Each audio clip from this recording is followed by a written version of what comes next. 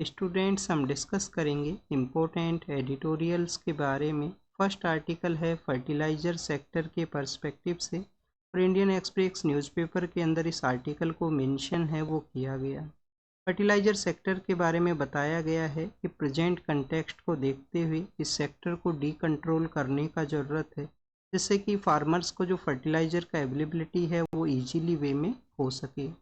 UPSC के किस paper के अंदर आप इस पॉइंट्स को यूज कर सकते हो? जीएस पेपर 1 के अंदर में आपसे क्वेश्चन पूछा जा सकता है इंडस्ट्री लोकेशन के रिगार्डिंग में कि हमारे कंट्री के अंदर में जो फर्टिलाइज़र का जो इंडस्ट्रीज हैं वो किन एरियाज़ के अंदर में सिचुएटेड हैं, उन एरियाज़ के अंदर में फर्टिलाइज़र इंडस्ट्री का जो डोमिनेशन है वो क्यों है। अगर आपका ज्योग्राफी ऑप्शनल भी है तो उसके अंदर भी ऐसे क्वेश्चन हैं वो पूछे जाते हैं, स्पेशली जो पेपर सेकंड है उसके अंदर में। फिर आप देखिए कि जीएस पेपर 3 के अंदर में आपसे क्वेश्चन पूछा जा सकता है एग्रीकल्चर सेक्टर के रिगार्डिंग में कि कैसे हम एग्रीकल्चर सेक्टर का जो इम्प्रूवमेंट है उसको कैरी आउट करें। और एग्रीकल्चर में आप देखिए कि क्रॉप का जो प्रोडक्शन है जिसके लिए जिन बेसिक न्यूट्रिएंट्स का ज़रूरत होता है जो फर्टिलाइज़र के थ्रू ही हम फुलफ़िल कर पाते हैं, तो उस प्रोडक्शन को बूस्ट करने के रिगार्डिंग में इनका भी जो अवेलेबिलिटी है इस सेक्टर के अंदर जो रिफॉर्म का भी ज़रूरत है। तो रीड करते हैं आर्टिकल के पॉइंट्स के बारे में कि प्रीवियस 2 ईयर्स के अंदर में हमारी कंट्री ने जो मानसून का जो रेन है उसको रिसीव किया है। तो मानसून का जो रेन है वो वेल रिसीव होने की वजह से आपको जो खरीफ का जो एग्रीकल्चर प्रैक्टिस है उसका एरिया इंक्रीज होता हुआ दिखाई देगा। अभी खरीफ सीजन के रिगार्डिंग में जो एरिया है वो यहाँ पे क्यों इम्प्रूव होगा, क्योंकि स्टूडेंट्स हमारी कंट्री के अंदर में काफ़ी सारे ऐसे एरियाज़ हैं जहाँ पे एग्रीकल्चर के अंदर में जो इरिगेशन फैसिलिटीज़ हैं वो प्रॉपर वे के अंदर में अवेलेबल नहीं हैं। कुछ ऐसे एरिया हैं जहाँ पे ग्राउंड का जो वाटर लेवल है वो काफ़ी डीप जा चुका है, तो ऐसा उनके पास में जो टेक्नोलॉजी है वो अवेलेबल नहीं है कि उसको एक्सट्रैक्ट हैं वो कर सकें। तो खरीफ का जो एग्रीकल्चर प्रैक्टिस है वो लार्जली मानसून रेन के ऊपर डिपेंड हुआ करता है और लास्ट 2 ईयर्स के अंदर में काफ़ी अच्छा जो बारिश है वो रिसीव हुआ है। तो इसकी वजह से आप देखिए कि खरीफ का जो क्रॉप्स कौन सी होती हैं, मेजरली आपको राइस क्रॉप है वो डोमिनेट करती है। राइस के अलावा आप देखिए कि जो मेज है, मेज का भी आपको प्रैक्टिस मिलेगा। और मेज के अलावा स्टूडेंट जो मिलेट्स हुआ करते हैं, स्पेशली अगर हम बात करें बाजरा के बारे में, बाजरा का जो प्रैक्टिस है जो वेस्टर्न पार्ट ऑफ इंडिया में इसका हुआ करता है। तो इनका जो प्रोडक्शन है वो इंक्रीज हुआ है। प्रोडक्शन इंक्रीज हुआ है तो आप देखिए कि क्रॉप के लिए जो बेसिक नीड्स हुआ करती हैं, बेसिक नीड्स कौन सा होती हैं? फर्स्ट वाटर का अवेलेबिलिटी उनको होना चाहिए जो मानसून के थ्रू फुलफिल हो चुका है अच्छा बारिश होने की वजह से। फिर आप देखिए कि न्यूट्रिएंट का जो रिक्वायरमेंट है वो हुआ करता है कि उनको जो प्रॉपर न्यूट्रिएंट है वो अवेलेबल हो सके, जिससे कि क्रॉप का जो ग्रोथ है, ग्रेन का जो यील्ड है, जो अच्छा यहाँ पे जो प्रोडक्टिविटी है उसको रिसीव है वो किया जाए। बट कंटिन्यूस आपको देखने के लिए मिलेगा कि लास्ट 1-2 ईयर के अंदर में हमारा जो न्यूट्रिएंट का जो सेक्टर है, जो न्यूट्रिशन लेवल का जो सेक्टर है उसके रिगार्डिंग में आप देखिए कि डिमांड यहाँ पे इंक्रीज हुआ, क्योंकि फर्स्ट तो आप देखिए कि जो डिमांड है वो इंक्रीज हुआ। डिमांड इंक्रीज हुआ क्यों यहाँ पे इंक्रीज हुआ? क्योंकि ये जो क्रॉप्स यहाँ पे उगाई जाती हैं जो हाई नाइट्रोजन का जो डिमांड है वो करती हैं। हाई नाइट्रोजन के रिगार्डिंग में हम यूरिया को यूज किया करते हैं, तो यूरिया का जो डिमांड इंक्रीज हुआ क्योंकि ये पल्सेज है वो नहीं है। पल्सेज के अंदर तो आप देखिए कि जो न्यूट्रिएंट जो यूरिया है उसका अवेलेबिलिटी का रिक्वायरमेंट है वो नहीं होता है, उसमें अदर न्यूट्रिशन है उनका यूज है वो किया जाता है। सेकंड, अगर हम बात करें स्टूडेंट्स, एक पुअर असेसमेंट गवर्नमेंट के थ्रू देखने के लिए मिला कि गवर्नमेंट के द्वारा जब अच्छा मानसून रिसीव हुआ है तो उनको इस तरीके से असेसमेंट करने का ज़रूरत है कि अच्छा बारिश होगा तो अच्छा यहाँ पे जो डिमांड है वो कैरी आउट किया जाएगा फर्टिलाइजर्स के में भी रिगार्डिंग में। स्टॉक का जो अवेलेबिलिटी है वो यहाँ पे डिक्लाइन हुआ है कि फर्टिलाइज़र का जो स्टॉक है वो यहाँ पे डिक्लाइन हुआ है, तो समय के साथ में एक मिनिमम स्टॉक है वो भी मेंटेन है वो करना चाहिए। अब आप देखिए कि इस तरीके का कंडीशन के अंदर में फार्मर्स का जो सिचुएशन है वो कैसा है कि फार्मर्स बियरली आप देखिए कि जो मिनिमम रिक्वायरमेंट ऑफ बैग्स हुआ करते हैं उनके एग्रीकल्चर प्रैक्टिस के अंदर में उनको वो प्रिक्योर हैं वो कर पाए हैं। बियरली आप देखिए कि काफ़ी मुश्किल, काफ़ी हार्ड सिचुएशन में उनको खरीद है वो पाए हैं। अब इस सिचुएशन के अंदर में आप देखिए कि कौन इसके बिहाइंड में रीजन, जो इस सिचुएशन के बिहाइंड में कौन से ऐसे फैक्टर हैं जो रोल प्ले करने लगे हैं। First of all students, China का एक फैक्टर है। चाइना के द्वारा जो फर्टिलाइज़र का जो एक्सपोर्ट है उसके ऊपर में कंट्रोल है वो किया गया। हमारे कंट्री के अंदर में जो यूरिया का जो इम्पोर्ट हुआ करता है, सपोज कीजिए हमारे कंट्री के अंदर में 80 लाख टन का जो यूरिया का इंपोर्ट है, तो 80 लाख टन के अंदर में यूरिया का जो इंपोर्ट चाइना से 21 लाख टन है वो वहाँ से आया करता था। डीएपी के बारे में भी इसी तरीके से डाटाज हैं कि 22 जो लाख टन हैं वो आउट ऑफ द 56 जो लाख टन का जो यहाँ पे डिमांड था वो बेसिकली फुलफिल चाइना से हुआ करता था। डेट मीन्स कि चाइना फैक्टर का रोल है, चाइना के द्वारा एक्सपोर्ट को अगर कंट्रोल किया गया है तो हमारे यहाँ पे इम्पैक्ट है वो करता है। गवर्नमेंट को इस सिचुएशन को डील करने के रिगार्डिंग में क्या यहाँ पे करने का ज़रूरत है? गवर्नमेंट को जो अदर सप्लायर्स हैं उनके साथ में कंटिन्यूस कनेक्टिविटी को कैरी आउट करना चाहिए। अदर सप्लायर्स कौन से हैं? यूरिया के रिगार्डिंग में जो वेस्ट एशिया है, रसिया है, नाइजीरिया है। तो यूरिया के रिगार्डिंग में कौन कौन है? वेस्ट एशिया है, नाइजीरिया है और रसिया है। और डीएपी के पर्सपेक्टिव से आप देखिए कि मोरक्को है, जॉर्डन है, इजिप्ट और टूनिशिया नाम के कंट्रीज हैं। तो वहाँ से प्रॉपर वे के अंदर में अल्टरनेटिव वे के थ्रू जो प्रोक्योर है वो किया जाए। रिसेंटली आप देखिए कि अब यहाँ पे एक पॉजिटिव इम्पैक्ट भी बताया गया है कि इंडिया और चाइना के जो रिलेशन हैं वो इम्प्रूव हुए हैं। इंडिया चाइना रिलेशंस इम्प्रूव हुए हैं। लास्ट ईयर जो कजान के अंदर में एससीओ का समिट हुआ था और अभी रिसेंटली आप देखिए कि हमारे जो मिनिस्टर्स हैं उनका विजिट भी हुआ है एक दूसरे एरिया के अंदर में। तो रिलेशंस इम्प्रूव होने की वजह से बेसिकली यहाँ पे चांसेस बताए गए हैं कि आने वाले समय में या खरीफ का जो सीजन रहेगा उसके अंदर में जो अवेलेबिलिटी है वो उसका हो सके। फिर हमारे यहाँ पे जो एक्सेसिव कंट्रोल है उसको भी डीरेगुलेट करने का ज़रूरत है। जो आप देखिए कि जो प्राइस है यहाँ पे जो बेसिक रिटेल प्राइस है फर्टिलाइज़र्स का 2012 के बाद में वो प्राइजेज हैं वो चेंज नहीं हुई हैं, तो उनको भी यहाँ पे चेंज करना चाहिए। स्टेट जो ट्रेडिंग एंटरप्राइज हैं जिनके थ्रू यहाँ पे इंपोर्ट है उसको ओनली अलाउ किया गया है, तो स्टेट जो एंटरप्राइजेज हैं उनके थ्रू इसको अलाउ ना करते हुए अदर जो कंपनीज हैं उनको भी यहाँ पे मार्केट के अंदर में अलाउ है वो किया जाए। सजेशंस बताए गए हैं। सजेशन फर्स्ट यही बताया गया कि डी कंट्रोल करने का ज़रूरत है कि इस बेटर फेवरेबल कंडीशन को हम बेटर वे में यूटिलाइज कर सकते थे अगर डी कंट्रोल किया जाए। तो प्राइस है वो फ्लोटिंग सिचुएशन के अंदर में रखना चाहिए, जैसा मार्केट के अंदर में प्राइस है उसके पर्सपेक्टिव से। तो प्राइस आप देखिए कि फ्लोट सिचुएशन में होना चाहिए, जिसको भी चेंज करने का ज़रूरत है। इंपोर्ट आप देखिए कि फ्रीली हो सके जिससे कि उसका डाइवर्जन ना हो। जो स्टेट एंटरप्राइज के थ्रू होता है तो ब्लैक मार्केटिंग के चांसेस हैं वो इंक्रीज हो जाते हैं। तो यहाँ पे जो इम्पोर्ट है, इम्पोर्ट फ्रीली वे के थ्रू यहाँ पे अलाउ है वो करना चाहिए। मिनिमम स्टॉक है उसको गवर्नमेंट को मेंटेन करने का ज़रूरत है। जो मिनिमम स्टॉक है उसको गवर्नमेंट को मेंटेन करने का ज़रूरत है। अब हम एक बार यहाँ पे फर्टिलाइज़र जो इंडस्ट्री है उसके बारे में रीड करेंगे। आप देखिए कि हमारे कंट्री का जो वेस्टर्न पार्ट है, वेस्टर्न पार्ट के अंदर में मेजरली जो फर्टिलाइज़र इंडस्ट्री हैं या फर्टिलाइज़र के जो प्लांट है वो डोमिनेट करते हैं। क्योंकि स्टूडेंट्स जो ऑयल और गैस का जो ऑयल एंड पेट्रोलियम का जो यहाँ पे बाई प्रोडक्ट्स हैं उनको फर्टिलाइज़र सेक्टर के प्रोडक्शन के अंदर में यूज किया जाता है। स्पेशली आप देखिए कि जो नेप्ता है उसका यूज होता है। हार्बर प्रोसेस आपने रीड किया होगा केमिस्ट्री के अंदर में, आपका बेसिक जो केमिस्ट्री का स्टडी किया होगा स्कूल के अंदर में, कि हार्बर प्रोसेस को यूज करते हुए कैसे अमोनिया का जो प्रोडक्शन किया जाता है, नेप्ता है उसका यूज होता है। तो इस वजह से आपको मेजरली गुजरात है, राजस्थान है और आप देखिए कि वेस्टर्न पार्ट ऑफ इंडिया है जहाँ से जो पाइपलाइन इंडस्ट्री पास किया करती हैं। कुछ अदर पार्ट भी हैं जहाँ पे पाइपलाइंस हैं उसके वहाँ पे जो फर्टिलाइज़र प्लांट्स हैं वो सेटअप हुए हैं। मेजरली वेस्टर्न पार्ट के अंदर में है। मेन रीज़न क्या है? ऑयल एंड गैस कंपनीज का वहाँ पे प्रेजेंस, उसके बायो प्रोडक्ट को यहाँ पे यूज किया जाना। नेक्स्ट अगर हम बात करें स्टूडेंट्स 130 जो कॉन्स्टिट्यूशन अमेंडमेंट बिल है उसके बारे में है कि ज़रूरत है कि एक बैलेंसिंग एक्ट है वो लाया जाए और हमारा जो क्रिमिनलाइजेशन ऑफ इंडियन पॉलिटिक्स है उसको डीक्रिमिनलाइज हम कर सकें। क्या स्टूडेंट्स बिल के रिगार्डिंग में आपसे क्वेश्चन पूछे जाएंगे पेपर के अंदर में? बिल के रिगार्डिंग में डायरेक्टली क्वेश्चंस नहीं होते हैं। जब आपका एक्ट एग्जिस्टेंस में आएगा तो आपसे सवाल पूछे जा सकते हैं। जीएस पेपर सेकंड के अंदर में आपसे यहाँ पे क्वेश्चन हो सकता है या उसके रिगार्डिंग में आपको इसको प्रिपेयर है वो करना चाहिए।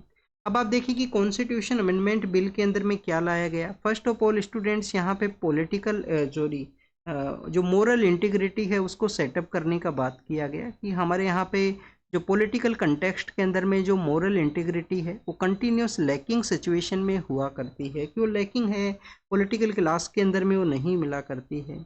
और इंडिया के अंदर में आप देखिए कि जो इलेक्टर्स हैं उनका, जो यहाँ पे वोटर्स हैं उनका कंटिन्यूस डिमांड होता है कि हमारे जो पॉलिटिशियन हैं मोरली वे के अंदर में आप देखिए कि वो करेक्ट हों, मोरली वे के अंदर में उनके अंदर किसी भी तरीके का जो करप्टनेस है वो नहीं होना चाहिए। अब ये वोटर्स का डिमांड होता है। दूसरे हैंड के अंदर में आपको मिलेगा कि जो मोर क्रिमिनल पर्सन है उसका विनेबिलिटी के जो चांसेस हैं वो ज़्यादा हैं। अगर हम एडीआर के रिगार्डिंग में जो डाटाज हैं उनको एनालाइज करें तो जो क्रिमिनल पर्सन है, अगर एक क्लीन इमेज का जो पर्सन है और एक क्रिमिनल पर्सन है, क्रिमिनल पर्सन के 15% चांसेस हैं कि वो इलेक्शन के अंदर विक्ट्री को अचीव करेगा, और क्लीन इमेज का जो पर्सन है उसके जो चांसेस हैं वो आप देखिए कि 4% हैं, 4%। तो क्रिमिनलाइजेशन ऑफ इंडियन पॉलिटिक्स है, कंटिन्यूस क्रिमिनल पर्सनस का प्रेजेंस है। अभी प्रेजेंट समय में एक बिल लाया गया है 130 कॉन्स्टिट्यूशन अमेंडमेंट भी, उसके थ्रू क्या चेंज करने का कोशिश किया गया है, चेंज करने का कोशिश ये किया गया है कि अगर आप 30 डेज तक कंटिन्यूस कस्टडी के अंदर में हो, प्रिजन के अंदर में हो, आप सेंटर के अंदर मिनिस्टर हो या स्टेट के अंदर में, या सेंटर में आप पीएम हो या स्टेट में चीफ मिनिस्टर हो, तो आपको आपका पोस्ट से जो रिमूव है वो कर दिया जाएगा। ऑटोमेटिकली रिमूवल का भी कॉन्सेप्ट है, बट कुछ ऐसे एरियाज हैं जिसमें ये अब किस कंडीशन में आपको रिमूव किया जाएगा, जब आपके ऊपर जो चार्जेज हैं वो 5 ईयर के जो चार्जेज हैं वो यहाँ पे लगे हों, कि पनिशमेंट आपको 5 ईयर का हो सकता है उन चार्जेज के बेसिस के ऊपर में, या मोर देन 5 ईयर भी। तो आप देखिए कि गवर्नमेंट इसके रिगार्डिंग में क्या चेंजेज गवर्नमेंट को करने होंगे। एक तो गवर्नमेंट को जो चेंजेज हैं वो कुछ आर्टिकल्स के अंदर में करना होगा। आर्टिकल 75 है, आर्टिकल 164 है, और स्टूडेंट्स इसके अलावा यहाँ पे आर्टिकल 239 AA है जो कि दिल्ली एनसीटी के रिगार्डिंग में है। अब कॉन्स्टिट्यूशन आर्टिकल में चेंज करना होगा तो आप देखिए कि मेजोरिटी है उसका भी रिक्वायरमेंट रहेगा, जो लार्जर नंबर्स हैं वो गवर्नमेंट के सपोर्ट के अंदर में होने चाहिए। बट हमारे लिए इम्पोर्टेंट ये है कि हम काफ़ी बार रीड करते हैं कि प्लेजर ऑफ द प्रेसिडेंट या प्लेजर ऑफ द गवर्नर के रूप से जो मिनिस्टर हैं वो सर्व किया करते हैं। समय समय पे कोर्ट के द्वारा अलग अलग केसेस के अंदर में जो प्लेजर एज ए वर्ड है उसको आप देखिए कि डिफरेंट वे के अंदर में उसको इंटरप्रेट किया गया है। डिफरेंट वे के अंदर में उस वर्ड को जो इंटरप्रेट है वो यहाँ पे किया गया कॉन्स्टिट्यूशनल मोरलिटी के रिगार्डिंग में। एसआर बोमई जो केस है, एसआर बोमई जो कि हम गवर्नर के रिगार्डिंग में काफ़ी बार रीड करते हैं या सेंटर स्टेट रिलेशन के पर्सपेक्टिव से, तो आप देखिए कि जो एसआर बोमई केस है, एसआर बोमई केस के अंदर में सुप्रीम कोर्ट ने अंडरस्कोर किया है नीड होने का, ज़रूरत होने का, कॉन्स्टिट्यूशनल मोरलिटी का। वो गाइडिंग प्रिंसिपल के रूप से काम करता है कॉन्स्टिट्यूशनल जो मोरलिटी है। बट फिर आप देखिए कि मनोज नेरुला नाम का एक केस है जिसके अंदर एथिकल डायमेंशन को यूज करने का कहा गया कि मिनिस्टर्स के अपॉइंटमेंट के अंदर में आपको एथिकल डायमेंशन को भी कंसिडर करना चाहिए। कोई क्रिमिनल पर्सन जो है उसको आप यहाँ पे मिनिस्टर के रूप से अपॉइंट है वो ना करें। फिर अगर हम बात करें स्टूडेंट्स इंडियन पॉलिटिक्स के डीक्रिमिनलाइजेशन के रिगार्डिंग में, तो एक लिली थॉमस केस आता है। लिली थॉमस केस के अंदर में कन्विक्टेड जो पर्सन है कि उसको कन्विक्शन हुआ है, और आप देखिए कि कन्विक्शन 2 ईयर या मोर देन 2 ईयर का हुआ है, तो उनको कुछ समय के लिए जो इलेक्शन कंटेस्ट करने के रिगार्डिंग में डिस्क्वालीफाई कर दिया जाएगा। रिप्रेजेंटेशन ऑफ पीपल्स एक्ट का जो सेक्शन 8 है जिसका क्लोज 3 के अंदर में मेंशन किया गया है इन प्रोविजंस को। अब स्टूडेंट्स ये आप हमारे यहाँ पे कुछ ऑलरेडी कुछ लॉज एग्जिस्ट करते हैं, कुछ कोर्ट का जो जजमेंट्स वो एग्जिस्ट करते हैं जो constitutional morality as a guiding principle के बारे में, या हमारे यहाँ पे जो क्रिमिनल पर्सन है उसको रोकने के रिगार्डिंग में है कि अगर वो कन्विक्टेड है। अब इसके अंदर में आप देखिए कि कंटिन्यूस कस्टडी के अंदर में है तो आपका कन्विक्शन नहीं हुआ है, तो लॉ का जो लीगल जो प्रोसेस है जिसमें हम यूज करते हैं कि कोई भी पर्सन है वो इनोसेंट है अनटिल कि उसको जब तक वो कन्विक्टेड है वो ना हुआ हो, वो प्रूव ना हुआ हो कि वो क्राइम के अंदर में इन्वॉल्व था।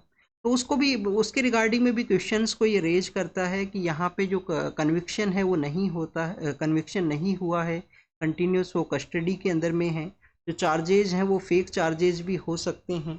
इसके अलावा स्टूडेंट्स यहाँ पे इनकन्सिस्टेंसी इन ट्रीटमेंट के बारे में मेंशन है कि कॉम्प्लिकेटेड ये मैटर है जिसको कि रिवॉल्विंग डोर्स के रूप से यूज हो सकता है।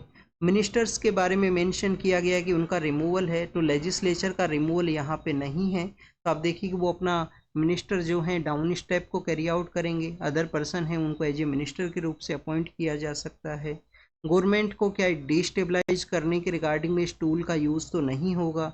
एग्जीक्यूटिव को क्या कम्प्लीटली जो डिस्क्रिशन है वो तो यहाँ पे नहीं मिलेगा।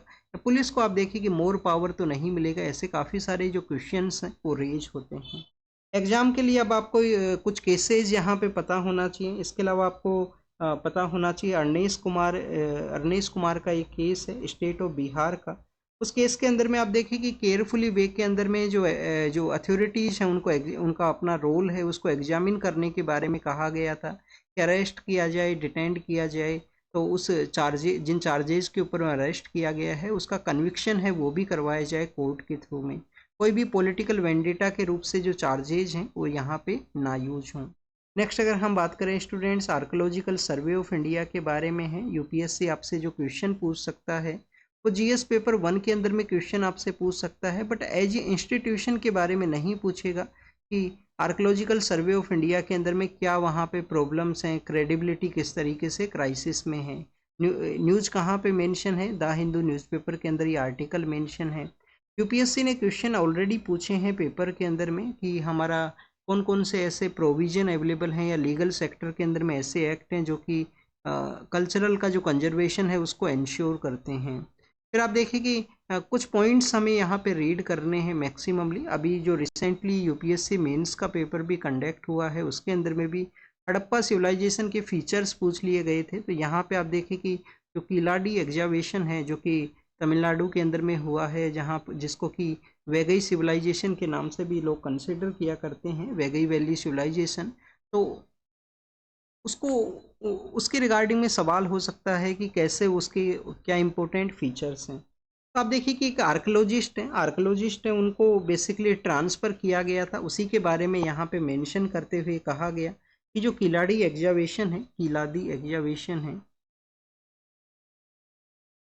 एग्जावेशन जो कि बेसिकली जहाँ पे 7500 के आसपास जो आर्टिफैक्ट्स हैं जिनको कि एग्जामिन किया गया, वैगई वैली सिविलाइजेशन भी बोलते हैं। और हमारा जो अर्ली हिस्ट्री के अंदर में जो ब्रिज है उसके रूप से ये काम करता है। बेसिकली आप देखें कि जो आयरन एज है, आयरन एज के रिगार्डिंग में जो ब्रिज के रूप से वहाँ का जो इन्फॉर्मेशन है उसको अवेलेबल करवाता है। आर्कोलॉजिकल सर्वे ऑफ इंडिया के रिगार्डिंग में किन क्वेश्चंस को यहाँ पे रेज किया गया है।